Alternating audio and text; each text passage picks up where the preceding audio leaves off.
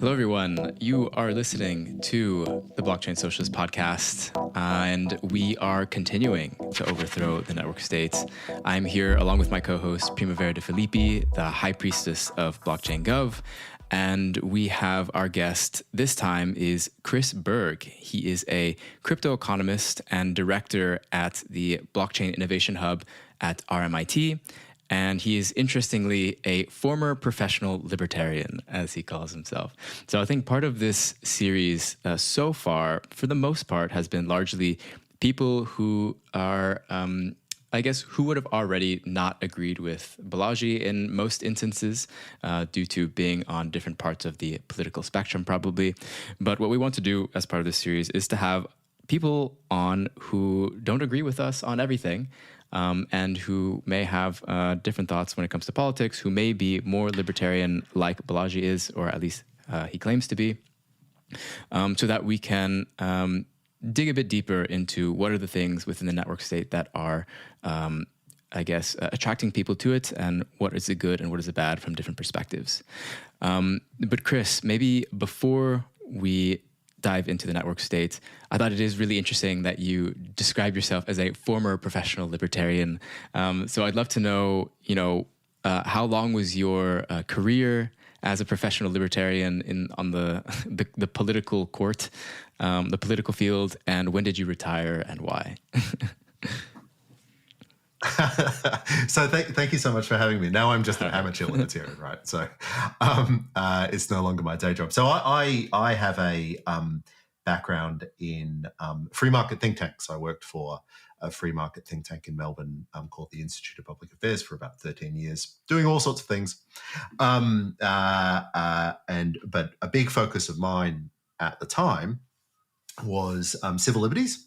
So I did a lot of work on freedom of speech and privacy, particularly as they're debated in the Australian political context. It's an Australian-focused think tank, as well as thinking about regulation. So thinking about not just individual regulations, which, as a former professional libertarian, I was by and large against a lot of the regulations that I was arguing about, but also what regulations does to the state itself. So thinking about what the nature of the way that we control the economy and society through this sort of morass of network, if you will, of laws, that we call regulations, which is interesting, right? So it's not the only way you can control an economy or society, and historically, the Blockchain Socialist podcast, we have nationalized things, right? Well, that's something that was done in Australia in many cases, but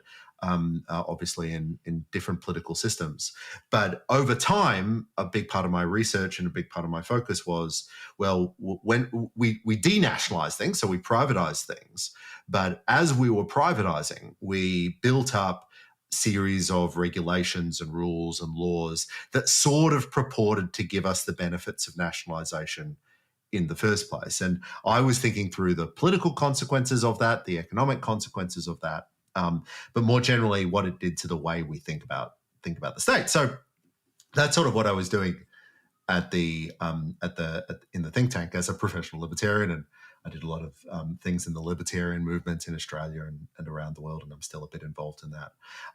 Then I got a little bit bored by that. I got a PhD actually in banking regulation to sort of see if I could spin that story out for 100,000 words, and then joined RMIT University, where my colleague Jason Potts, who I believe you've already interviewed, he basically said to me, are you interested in blockchain? And I was. I'd written about Bitcoin in 2013 or so and been interested in it sort of on an amateurish level. But and he said, are you interested? And I said, absolutely. And then now I'm trapped. Right. You and I both. I've been doing that since 2017. And it's a nightmare, but it's the most interesting nightmare that I've lived.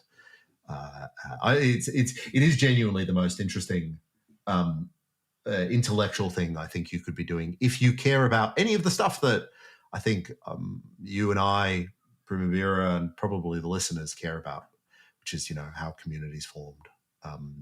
What does governance look like? What does action look like? What does economic activity look like in the future? Right. So, yeah, I just wanted you to kind of like lay that out there so people can understand that.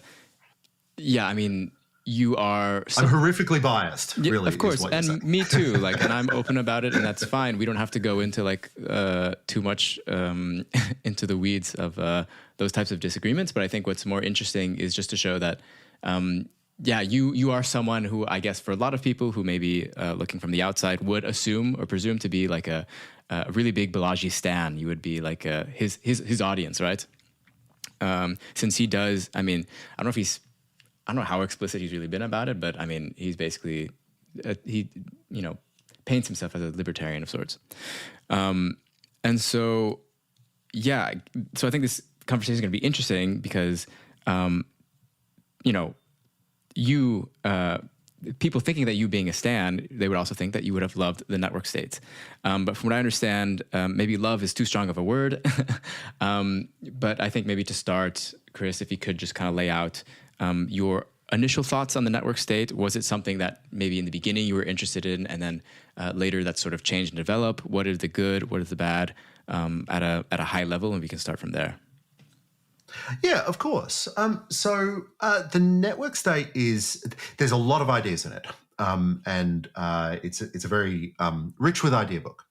And I say that in a very positive way. And there's a lot to tackle and to grasp.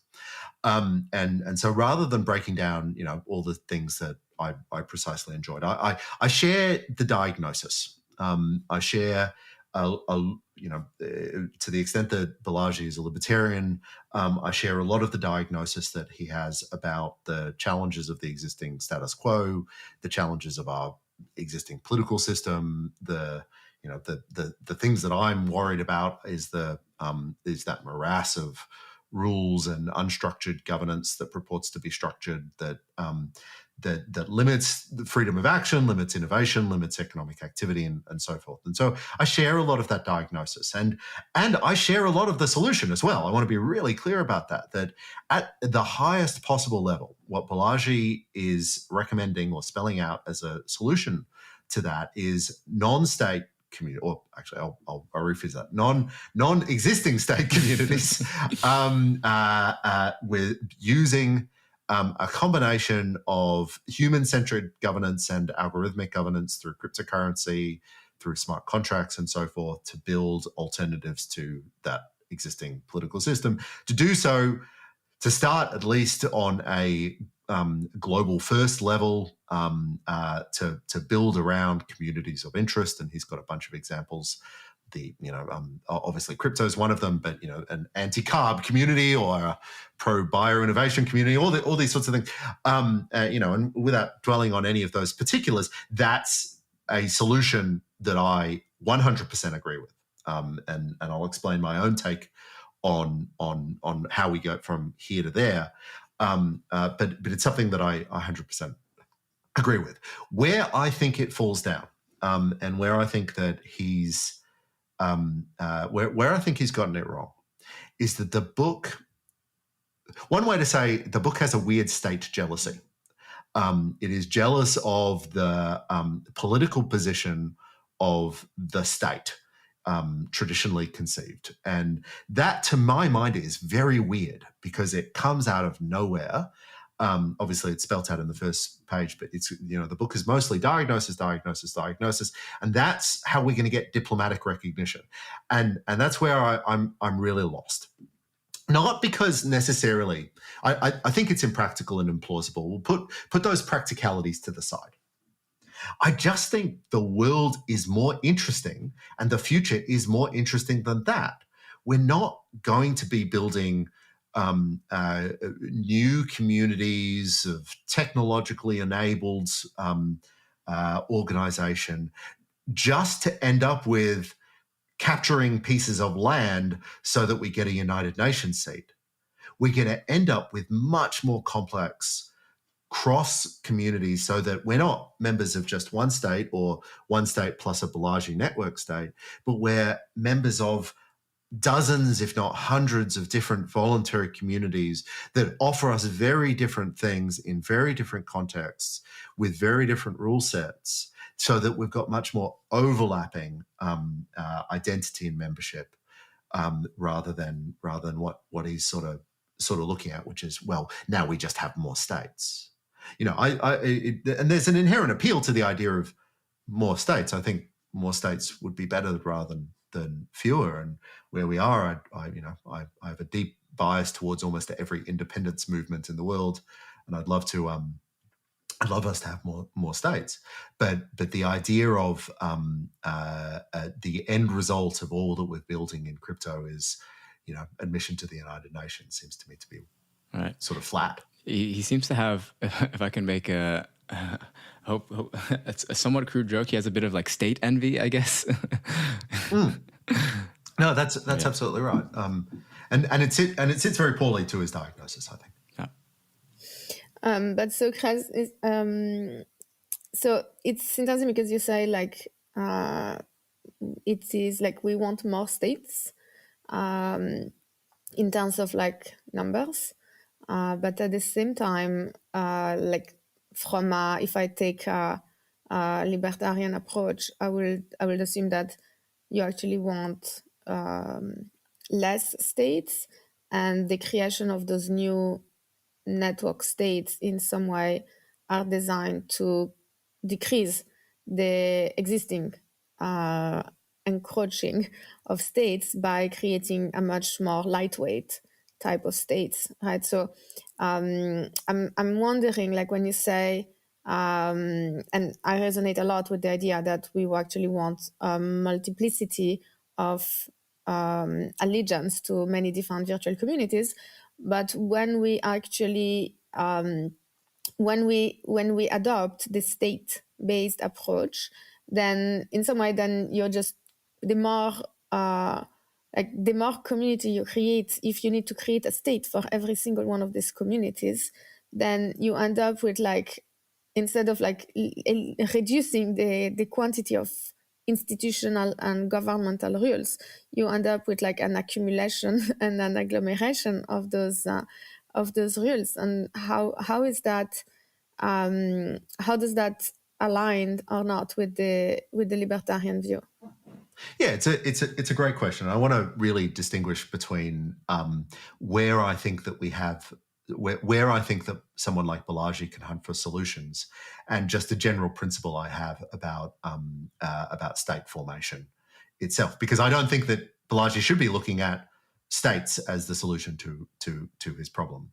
To stick with the state point, though, I think I want more states doing fewer things. I think that the closer or the smaller a political organization, the more likely, not a certainty, but the more likely it is to be responsive to the needs of the community itself. So that's a principle that's both libertarian and democratic, I believe. But also, I want those states to be granting their constituent members the ability to exercise more freedom, more liberty to exercise, to pursue the lives that they want. So more states, with fewer powers, I think is a general principle that I have.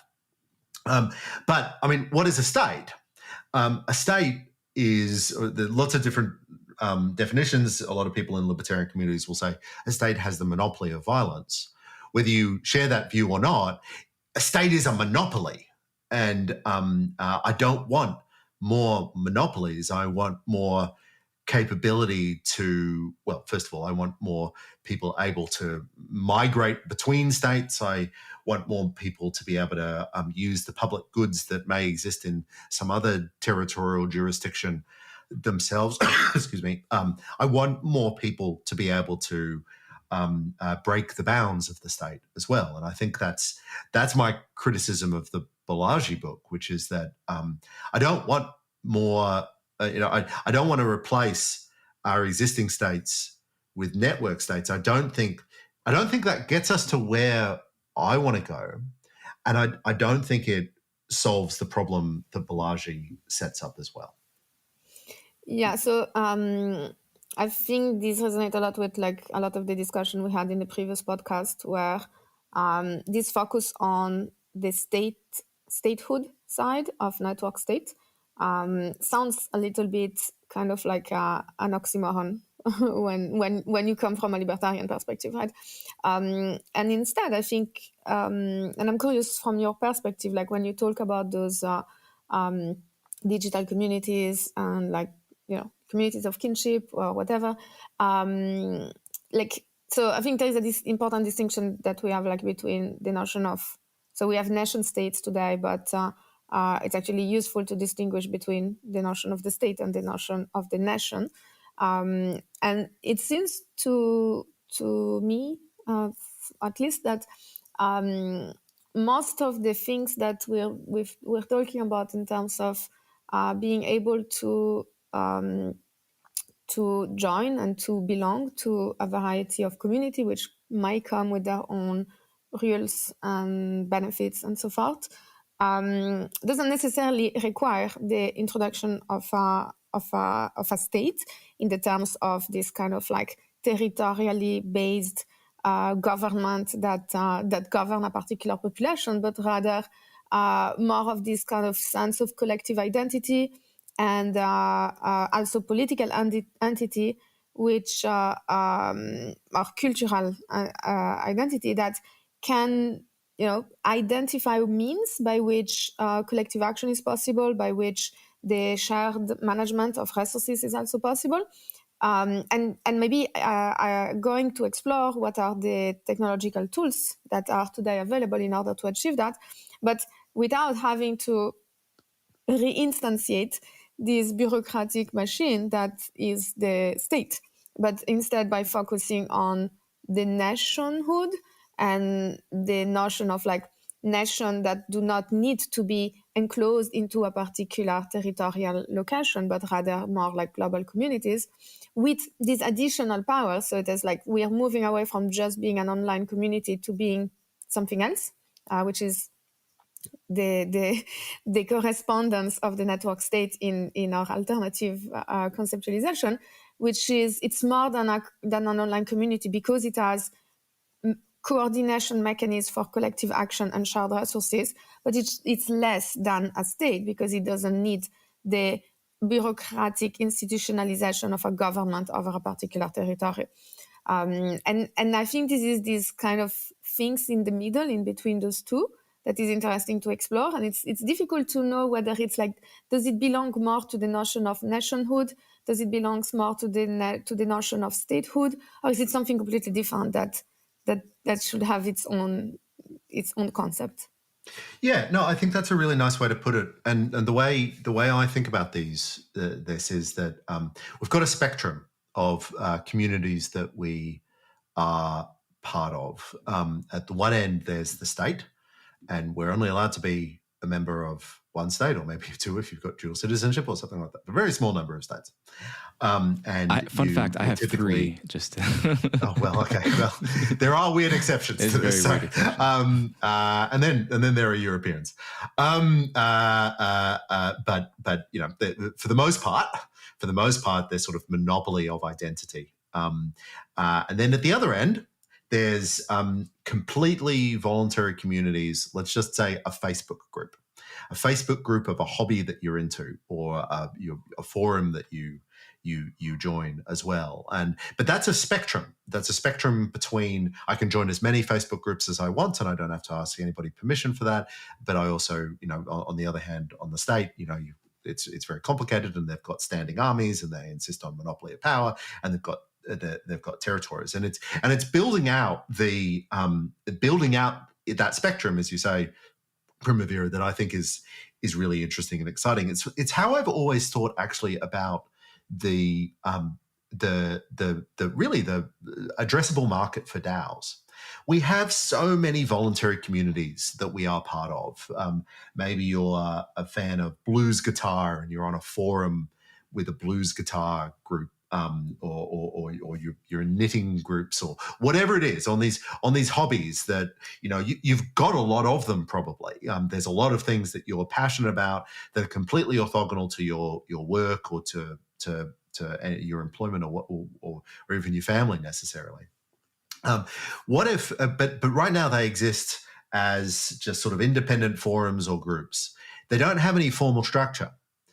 they don't have any way to hold shared value. They don't have any way to allocate resources that, if they held value, they don't have a way to allocate resources between their members, to make collective decisions, to potentially decide who's in and out of the group, or whatever it is that they want to do for their particular needs. And the smart contracts and cryptocurrencies, they're actually starting to give those very informal communities some more formal tools and mechanisms that allow them to grow and add value to their members, to build more formal clubs to the extent that they ever want to.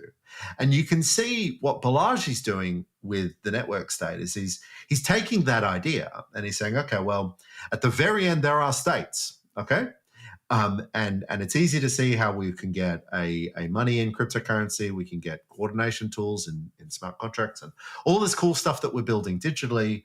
And then eventually they'll start getting territory, and then eventually they'll start getting diplomatic recognition. I think this is, even though I've described as a spectrum, I think it's a category error, because there is something fundamentally monopolistic about getting access to the community of nations and controlling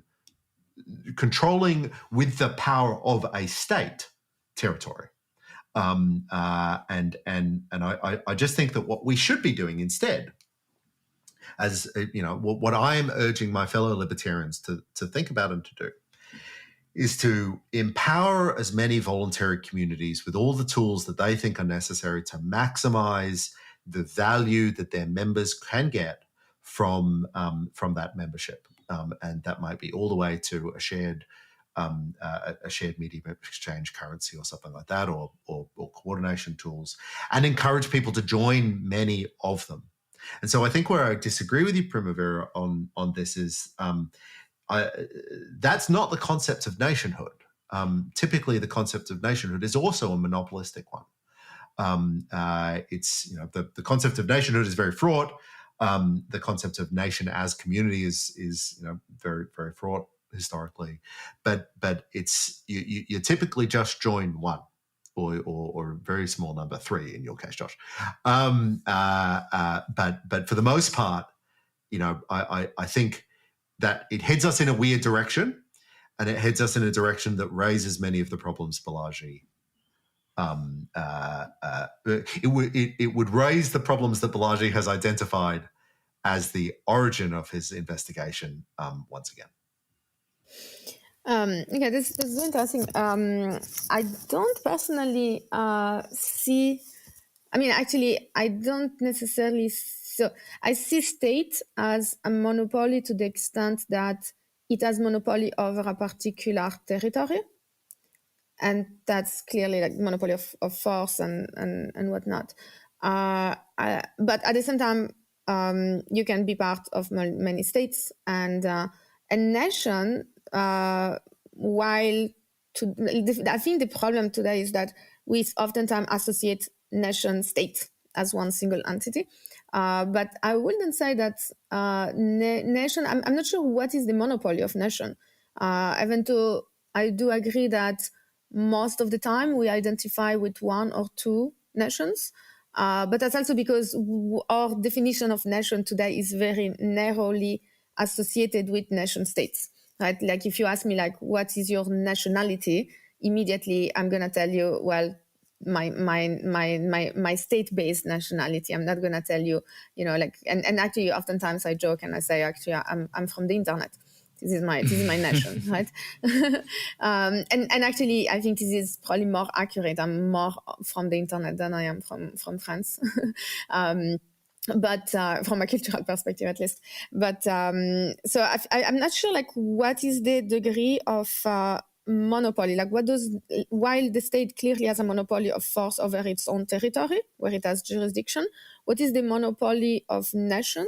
Like what is the monopolistic feature that nation has, except for the fact that I think we just we have a tendency to identify with 1 or 2, but nothing prevents us from identifying with many nations. As you know, and then I think it's more the question of, like, to which extent can we just identify with a particular nation as opposed to also being recognized by the nation as being belonging to that nation. But still, like I'm not sure, like, where do you see the monopoly on that lens? Yeah, look, I guess without directly answering your question, I guess the reaction that I have to the concept of nation is that historically nations tend to be the result of states rather than the other way around. European history teaches us that. Australian history teaches us that as well. And the idea of bringing together a community that identifies itself as having shared nationality is very, even if you don't go as far as I would say, it's actually very hard to parse out from the history of state formation at the same time. And so the way I would rather think of these things are, you've got communities and communities of identity, which can be on all sorts of dimensions. Now, I might think of myself as Australian, but I also might think of myself as also on the internet or into crypto, or a libertarian, part of a libertarian community that's global, that, we give each other secret handshakes when we meet in foreign countries, all sorts of stuff like that. So you wouldn't say the libertarian nation? I wouldn't say the libertarian nation because because that would be that would be ideologically unsound. We are not formed by the state. We are formed in opposition. But I think that's what Primavera is saying. Yeah, exactly. Like we're not talking about the libertarian state. We're talking about the libertarian nation, like in the pure sense of nation. Yeah, I guess I'm just not convinced that it's a.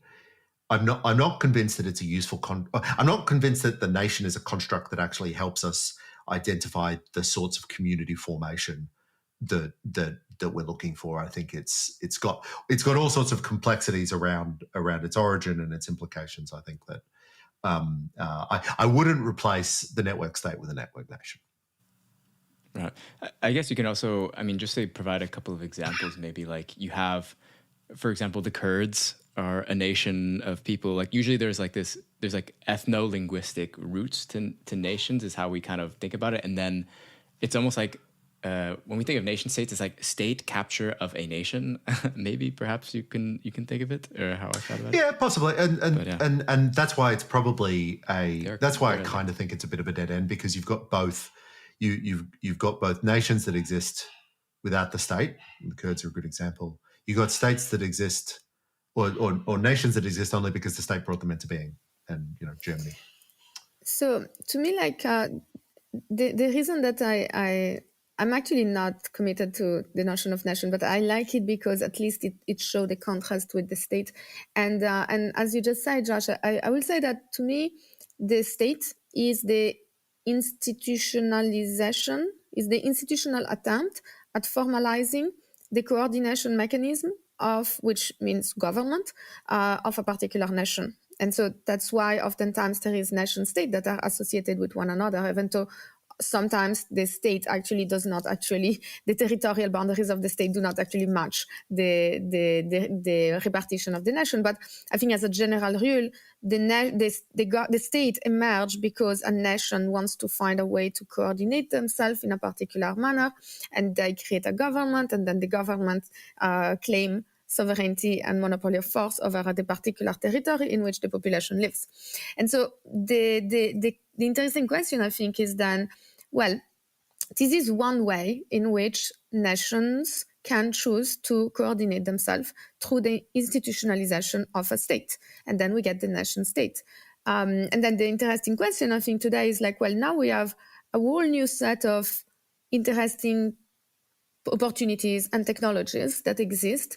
Can those new technology enable us to find new ways of coordination, which might lead to a different type of institutionalization that does not necessarily create the structure of a state, but enable a particular nation or a particular community to coordinate itself in a way that enable collective action and shared management of resources without necessarily replicating the traditional structure of the state.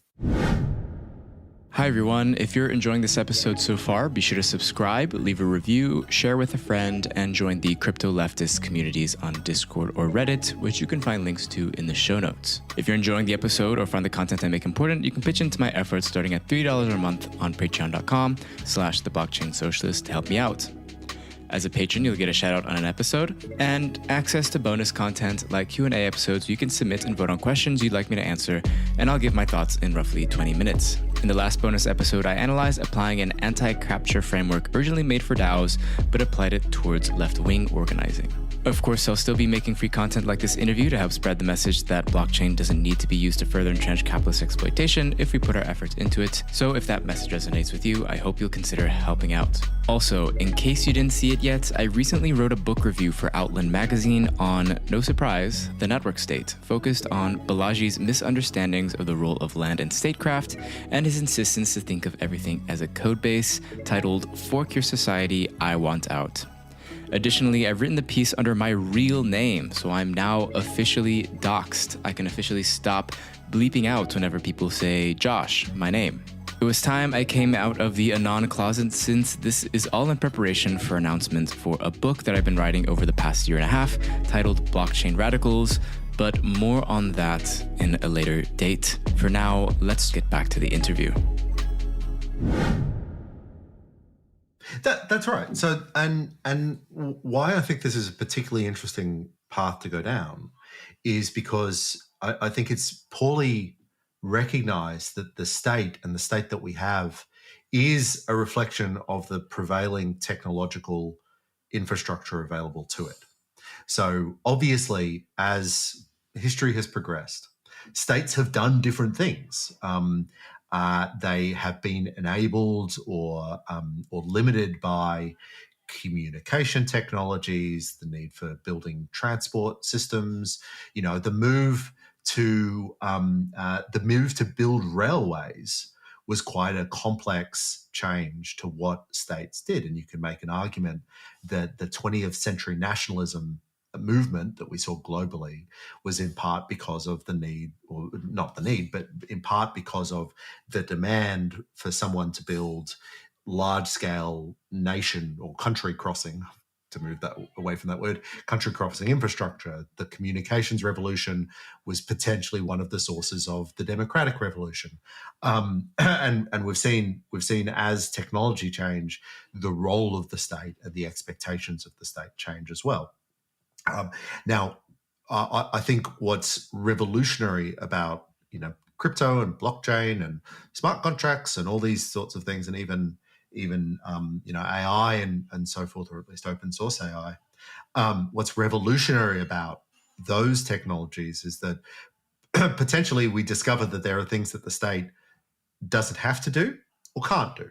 One of those two, and it does so at a different and unusual scale, because it's almost an obvious point, but again, it's poorly thought through, poorly recognized, that everything that we build in this crypto or blockchain space or digital space is global first. It's inherently globalized.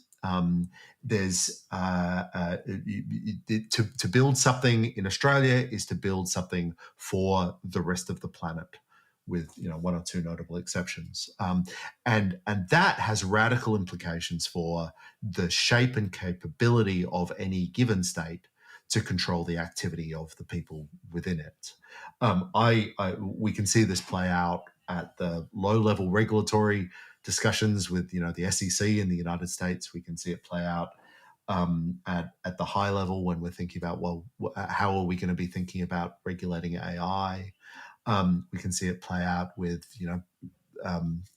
Facebook's influence on political systems globally, but that re-globalization, or the massive globalization that is pushed forward by first the internet and second digital asset technologies on the internet and smart contracts on the internet, I think that is a radical change to what states can do, what they need to do, but really what their actual capability is. Maybe going from there, since you were talking a bit about blockchains, since we talked about it a little bit before we started recording, but would you like to recite us a bit of your revisionist history of blockchains, as Jason described it to me before? And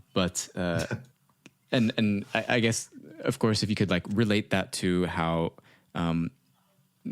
my impression is that it would relate to how Balaji kind of sees blockchains in his book. But yeah, look, it's not dissimilar and I doubt he would disagree with this at all. So I've been teaching blockchain and crypto since about 2017 to students and to audiences, professional audiences, and so forth. And I've always started with Bitcoin. And so you teach how Bitcoin works. So you teach proof of work, and you talk about hashing and all sorts of Merkle trees and all this sort of stuff, and you get right in the weeds.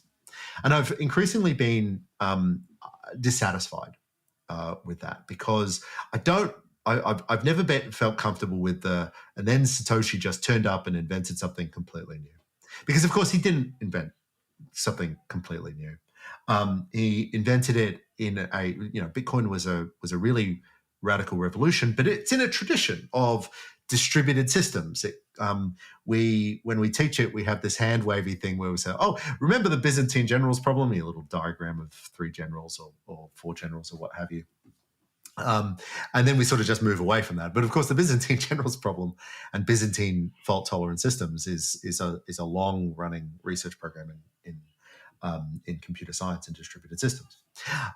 So revisionist history of blockchain. What I want to do is I want to encourage us to think of what is being built today as part of a nearly century-long development of the use of economic incentives in order to coordinate around computational systems and the use of economic incentives for computational resource management, which in fact, to my mind, dates back to, well, almost the Second World War with, John von Neumann's thinking about, well, how do you get redundancy in computer operations? And once you've got that redundancy, how are you going to manage the redundant computer parts or redundant components? How are you going to manage the resource use between those redundant systems, which gets us all the way to Byzantine generals problem, but it also gets us to the sort of distributed systems that were being built at the early days of the internet. So how are we going to pay each other for access to internet resources when DARPANET is being built and so forth? But what it does is it gives us, I think, a very rich if you follow this history down through the classic papers and ultimately to Bitcoin and ultimately to third generation proof of stake chains and so forth, what it does is I think it gives us a very rich idea of the of the role that the blockchains play in coordinating human activity, in social coordination, because we can now start genuinely integrating our thinking about how we coordinate, non-digital societies with these new quasi-autonomous, quasi-human digital organizations. If we understand it as part of a long tradition, it isn't just in 2008 somebody invented magic internet money. It's how do we build global distributed systems across a planet using computational resources and economic incentives. One way to think about this is how do we build reliable systems out of the unreliable parts that are the components of those systems? We want a reliable system out of unreliable parts. What I like about that formulation is that's the problem of social science as well. That's the problem that computer scientists have been trying to solve. How can we build reliable systems out of reliable parts? But it's also how social scientists have been thinking about it. We've got unreliable people, and we want to build a system that, reasonably protects their well-being and liberty and life and so forth. It's exactly the problem of constitutional economics and political systems is the same problem as computer science. And recognizing commonalities between these apparently quite far apart fields and realizing that the two have actually been working together since, as I say, the end of the Second World War, I think takes us into to some really interesting areas, and it helps us better frame what the contribution of blockchain and crypto is to society and the economy. But it also helps the rest of the world understand that we're not just playing with weird magic internet money. We're actually part of a tradition that is rebuilding the way distributed systems work, that has implications for every facet of life. Yeah, I'm sympathetic to a lot of what you said, and I completely agree. I think that the way that generally people learn about crypto or blockchains is a bit frustrating to me as well. Well, I mean, we all did it, right? So that's unfortunately. We've all been through that. Actually, I mean, just sidebar, I'm writing a book that's meant to also provide a different sort of understanding and framework of blockchains and crypto. But so like one of the things, at least for me, my feeling was that I guess Balaji's use of blockchains in his like the network state schema is something. It's kind of, I don't know. It's like such a simple, or like I guess it doesn't get nearly the way there that of like the full spectrum of possibilities that you could be using blockchains and cryptocurrency for, that would be like, I would think, interesting even for Libertarian. But he doesn't really get there. For him, it's just like, what if we just like make our own cryptocurrency money, and that's what you're going to use for your network state, and then it also is the census. You know, yeah. I'm curious what your thoughts are on that. Yeah, no, I agree, and I think that's just a reflection of where he wants to end up, which is that you end up looking at the institutions of existing states and thinking, how can we do simulacrums, or how can we do versions of that using the suite of technologies in front of us, which I just think is a oddly quite conservative approach to thinking about this. It understates the revolutionary nature of the technology, that it's not that we're just going to do the same thing but on the internet. It's we're going to do different things. And that's what really excites me about building what we've called at RMIT institutional technologies that are blockchains. You end up making different institutions, not different versions of the same. And so it's not so much that so you know, as an example, there's a school of thought in the crypto communities that decentralized autonomous organizations will replace companies. Which, you know, would be amazing. I am somewhat skeptical, but to my mind, the real flaw in that thinking is just thinking, well, there are companies now. What if we replace them with DAOs? Yes, yeah, exactly. Whereas DAOs actually do new things. Yeah. And they are better at different margins than companies are, but those margins. We've created new institutions that add to the stack of institutional choices we have in front of us, and I think Balaji, by getting to where he wants to go, which is, you know, and that's why we will get diplomatic recognition, sort of misses out, funnily enough, the radical possibilities here. Yeah, and I think in some way it's related to even the discussion today about like the legal recognition of DAOs. Primavera, are you far away from your microphone, or you're like very muffled? Sorry. Is better? Yes. So, yeah, it's a little bit similar from the current discourses around legal recognition of DAOs, and a lot of the jurisdictions, they actually create a DAO bill or DAO legislation that recognize DAO as blockchain-mediated LLCs, right? And it's like the only way in which you do recognize a DAO is when the DAO is actually instrumental to an existing corporate form, as opposed to recognizing the idiosyncrasy of the DAO as a completely, well, not completely novel, but as a different type of organization. And as you say, I feel like now the way in which Balaji presents the use of blockchain technology in this context is more, can we create like blockchain mediated or blockchain enhanced states, where maybe like the bureaucratic machine of the state is now dealt with blockchain technology, but the blockchain is instrumental to the existing institutional structure of the state, as opposed to the blockchain being used for innovating and something completely different.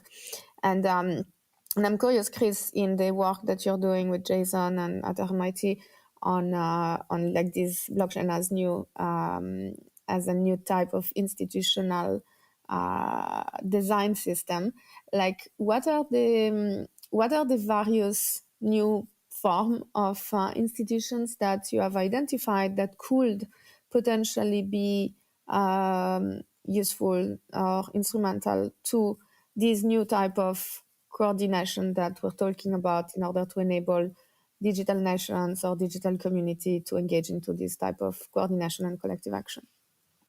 Yeah, it's a good question. The thing I'm stuck on when I think about what blockchain as an institution itself. So blockchain, our view is that blockchain is its own institutional form.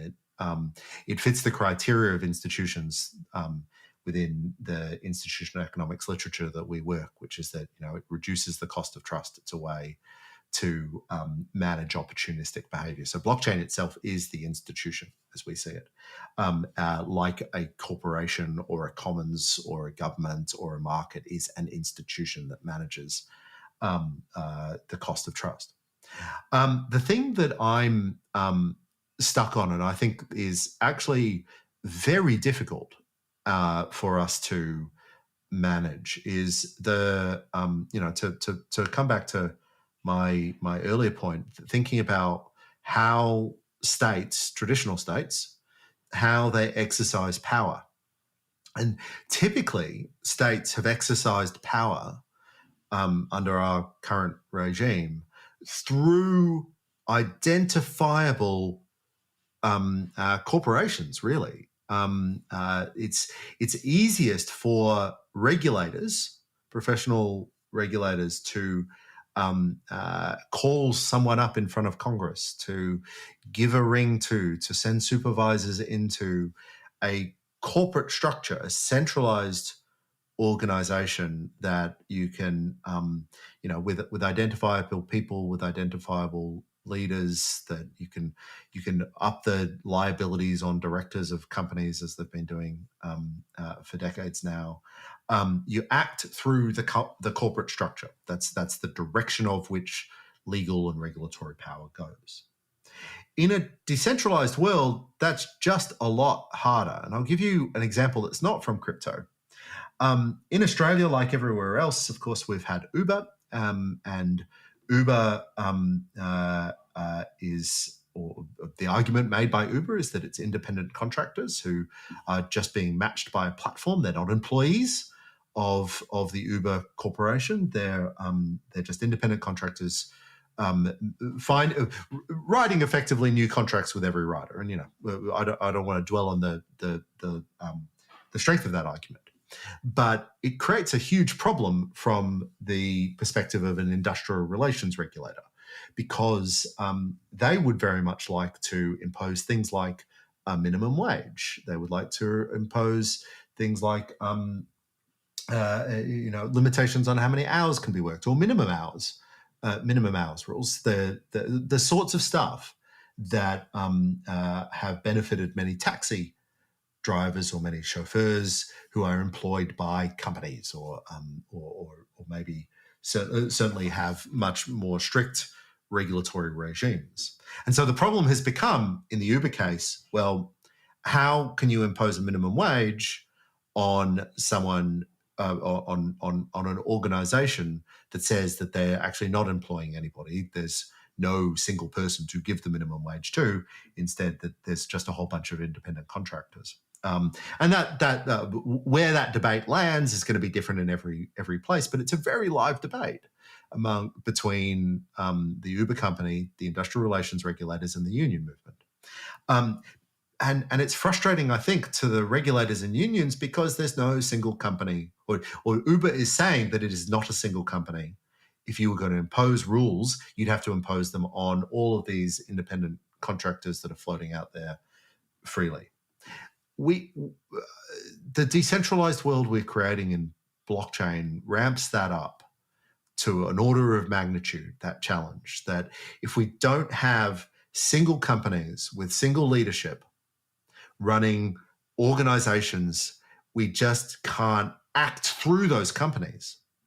Who is the CEO of Bitcoin? Who is the CEO of Uniswap? If you want to have a congressional inquiry or parliamentary inquiry into DYDX or any of these platforms, how are you going to, how are you going to act through? Who are you going to act through?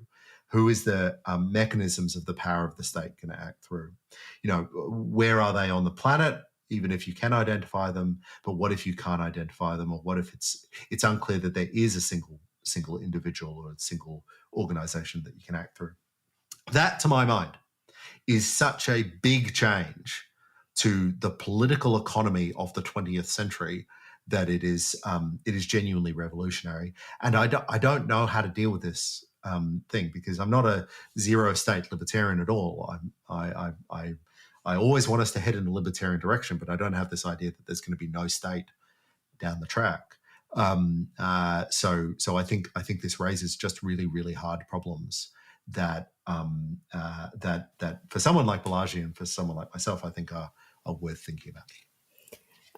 So let's actually double click on that, because I think that you're putting the finger on a very interesting point, which is my impression is that the reason, there's probably many reasons, but one of the reasons that Balaji and probably many other libertarians that are interested in declaring their own independence and therefore sovereignty to escape from the existing jurisdiction of existing states is because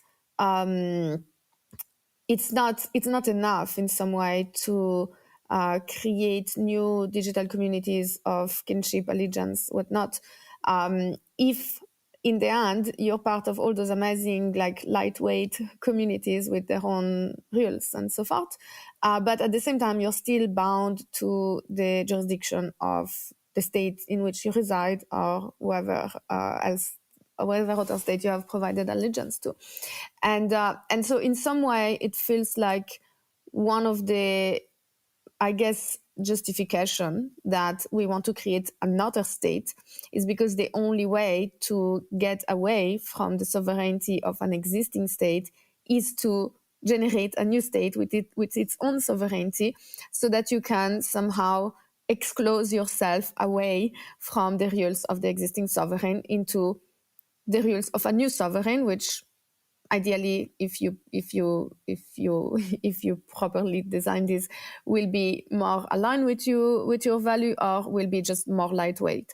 And so, if we want to remove rules, it seems like the only way, paradoxically, as a libertarian that wants to reduce the state, the only way to reduce the state is to create a new state, which has lower amounts of rules and regulations.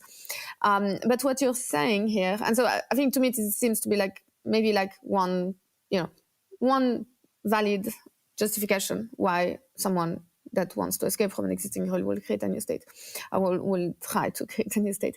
What you're saying, Chris, though, is interesting, because what you're saying, if I understand correctly, is that you're presenting the use of blockchain technology as a way that somehow, without the need of creating a new state with its own sovereignty, you can somehow navigate in between those existing rules by creating something that the state does not fully recognize yet, because, of course, the state can always amend its rules in order to cover those new entities.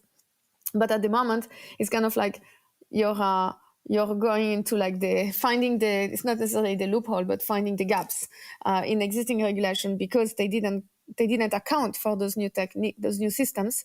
And so in some way you can somehow escape from the rules that you want to escape from without necessarily having to generate this new sovereign entity that is another state. Yeah, that's right. Because the way I think about it is that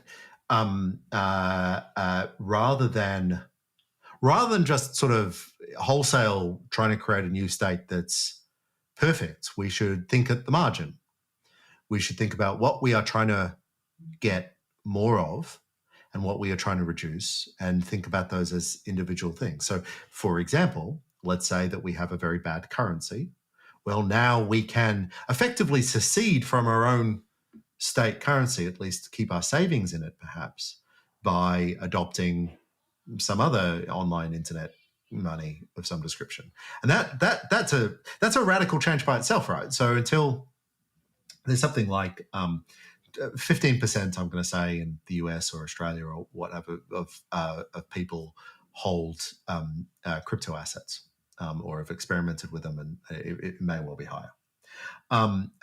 That's a hell of a lot of people who are now holding what is effectively a foreign currency rather than just their own national currency. That's a form of secession. That's a form of escape from the power of the state, and a really important one. We can say the same thing about some of the privacy technologies as well, using encryption and high quality encryption to stay outside the domain of state surveillance. Again, no, I'm not suggesting that we're doing regulatory avoidance here. Even I'm not suggesting that we are breaking any rules. In fact, what we're doing is we are, as the libertarian movement would say, we are becoming ungovernable. We are starting to move into technologies that just aren't susceptible to traditional models of state action and regulatory power, and that's an exciting world that I'm keen to. I'm not just keen to see. I'm keen to see built, and that's what's super cool about what we're doing right now. We're actually building the infrastructure for the liberties that I had in my previous career spent my life arguing with the state for. I just want to make a little point on the terminology, because you say that you're like actually seceding through those technologies. I'm not sure. I would like to question this terminology, because I'm not sure you can actually secede, as opposed to you're not seceding from the jurisdiction and the claim that the state will have to, still pay the taxes if you're making profits from the cryptocurrency. And so it's like, for me, you're adding an additional layer while also recognizing and acknowledging that you are still nonetheless part of a particular system, which is the state system. But you all of a sudden have a choice to engage into different types of activities that are not that are not under the monopoly of the state, those particular activities, but that's not seceding, because you're still bound to all the rules that the state in which you reside oblige you to, but you also leverage an additional technology which itself is not bound. Like, the operation of the technology is not bound by the operation of the state, but whatever the state decides that you should do because of your interaction with this technology, you will still be bound by it. Yeah, look, I think seceding is the right word, though, but it's seceding at the margin. And yes, I still have to pay income tax. I still have to pay capital gains tax. I can still be arrested, all those sorts of things. But at the same time, there are many national currencies that exercise power through seigniorage, through the inflating of their currency. And that's as much of an exercise of state power as any other exercise of state power, including the imposition of taxation, the imposition of laws that might send me to jail and those sorts of things. By choosing to leave my particular currency, and I want to be clear, the Australian currency is not that bad, relatively speaking, but by choosing to not hold that, if that's where, if I've got savings or what have you, I'm seceding at that very small margin. Same again by adopting chat program Signal that is immune to state surveillance, unlike the other technologies that I had been using, maybe the post, maybe email, what have you. I am seceding from that particular capacity to surveil me. Now, again, the word secession, of course, that makes it sound like a really big sort of American Civil War scale thing. That's not what I'm, or for more for libertarians, maybe more like seasteading. That's not what I'm suggesting is happening. I'm suggesting that secession, well, you can secede at the margin, and you can claw back individual rights and individual freedoms just by adopting and encouraging the development of this suite of new technologies.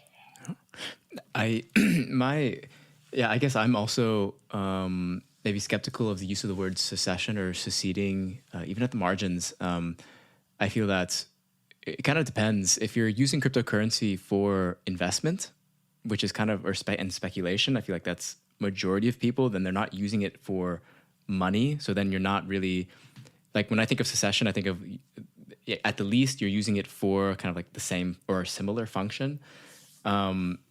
Which case, but I mean, it is interesting to think about.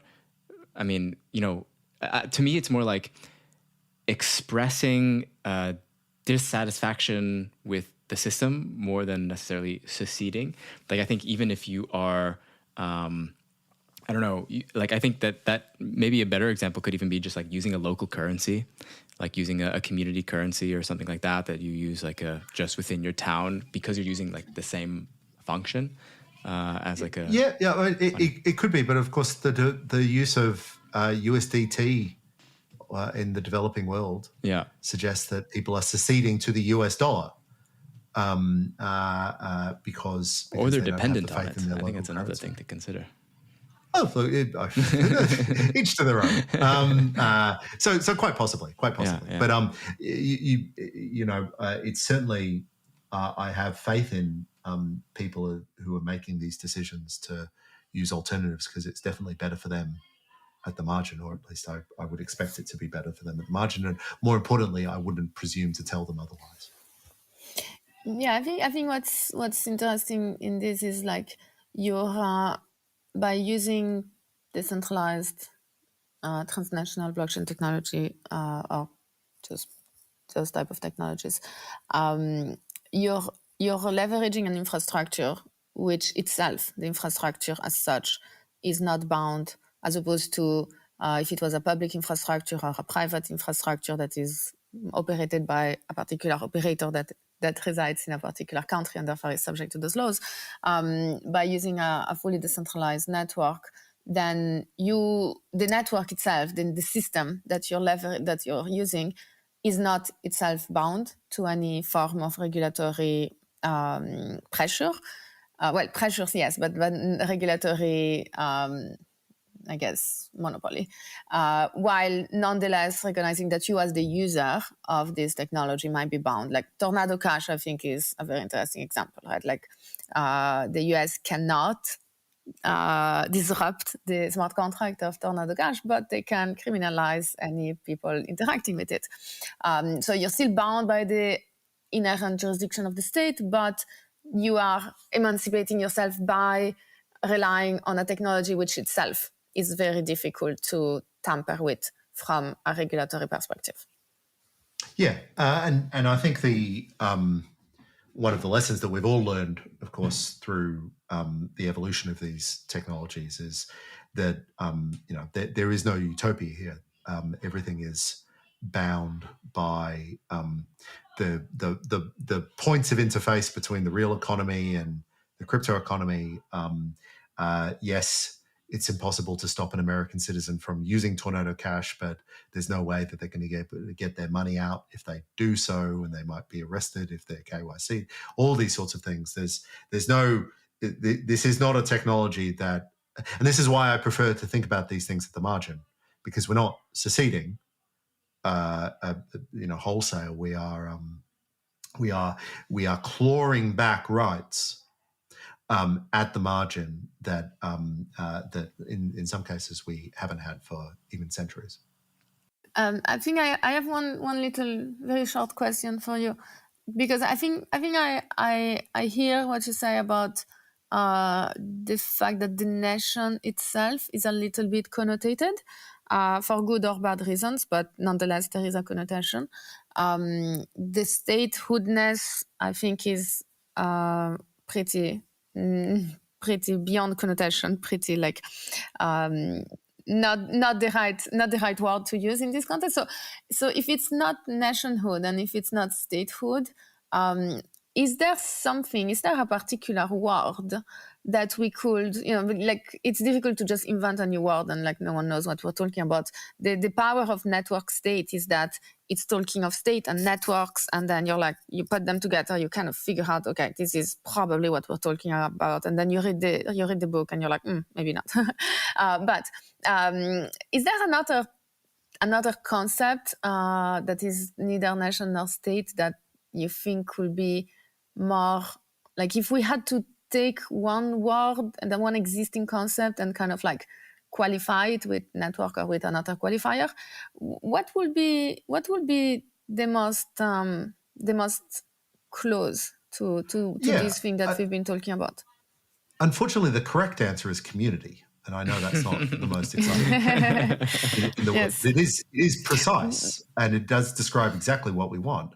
What's nice about community is, of course, we've got a very deeply thought out relationship between nations and communities. And the Benedict Anderson argument that a nation is an imagined community. It's a community that we build up sort of intersubjectively. But a network community is exactly what we're talking about. What I like about community is it doesn't bring on any extra implications other than that it's something that you join voluntarily. They're extremely heterogeneous. There's lots of different communities that have different characteristics, and you can join more than one. In fact, you can join as many as you want. There's a clear relationship to the development of social capital when you join communities and when you're part of community, both formation and maintenance. So it's not that exciting a word, and the network community doesn't resonate, and it's probably already being used for a different context. Yes, but it's the correct word, unfortunately. No, I agree that community is the correct word, but maybe network then is like, basically the qualifier needs to also contrast with the word. So network state means like usually states are very like centric and not networked, so we qualify them with network. And in this case, like if we choose the word community just as a thought exercise, then what is the qualifier that we would want to add to community that means that we're distinguishing it from all the existing types of, or the current types of network community, online community, digital community, etc.? Like what is it that we're adding when we're adding this capacity of coordination of collective action that doesn't already exist? Or are we actually just talking about things that are already here, as opposed to bringing something new to the table? Yeah, no, it's a good question. Unfortunately, I'm not very good at naming things, but what we're talking about is global first communities, digital global first communities, and that I think captures really the most interesting parts of that future. The idea that you can have it can be meaningless whether someone is in one country or another from the perspective of that interaction, from this perspective of the coordination and the management of coordination, but also and empowered by those digital technologies. Again, I'm not very good at naming things, but that, to my mind, captures it. If I can, I just looked up synonyms for community. And I think I think fellowship could be an interesting one. It's got a real Lord of the Rings vibe that way as well. That's nice. Join my fellowship. I know that Glenn Weil had said society. I see that as a synonym. There's brotherhood, camaraderie, fraternity. Those are a bit like maybe male-centric, too much maybe. The network brotherhood. I see comradeship. Maybe that's the gender-neutral version. Also might have some political implications, but yeah. I think good ones in my opinion. But yeah, there are some synonyms. Maybe we need to go through and see if any of them fit very well. All right, thanks so much, Chris, for coming on and being our libertarian guinea pig for this series. Maybe to end it off, pleasure. Would you like to just share with people where they can follow you on social media and such? Absolutely. I'm very easy to Google. I've got a website, chrisberg.org. I'm on Twitter at Chris Berg. I'm on probably the other platforms as well. But please have a look. I've written up my version of the network state, which is actually about secession at the margin, which we've been talking about in a book called The New Technologies of Freedom. With my colleagues Sinclair Davidson and Darcy Allen. So if you're interested, please check that out. It's published by the American Institute for Economic Research. Otherwise, hop on my website and you'll see much more information about me than you ever care to know. All right. Well, thank you so much. And yeah, have a good one. Thank you, Chris. Thank you.